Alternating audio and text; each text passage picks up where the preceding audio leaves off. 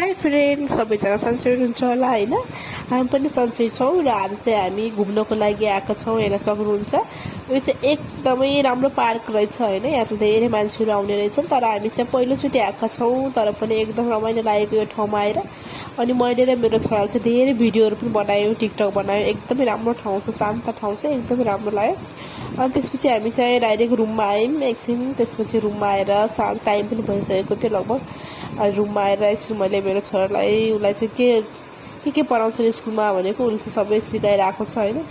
अनि त्यसपछि फेरि हामी डाइरेक्ट आइसकेका छौँ समुद्रमा, हेर्न सक्नुहुन्छ। अनि यति बेला चाहिँ एकदम चिसो हावा पनि चल्छ। टाइम चाहिँ लगभग 4:30 5 भइसकेको थियो होला, 5 भइसकेको छ टाइम।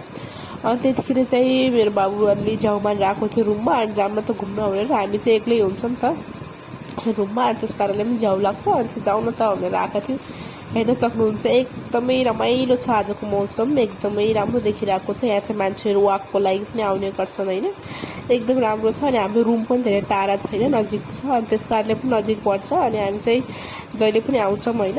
यहाँ चाहिँ बाबुलाई पनि रमाइलो लाग्छ, ऊ पनि खेल्छ होइन। हावा पनि राम्रो आउँछ, चिसो हावा आउँछ। हेर्न सक्नुहुन्छ कति मस्ती गरेर आएको छ। उसलाई पानी भनेपछि अरू केही पनि चाहिँदैन, एकदम पानीमा रमाइलो गर्छ, एकदम राम्रो हुन्छ।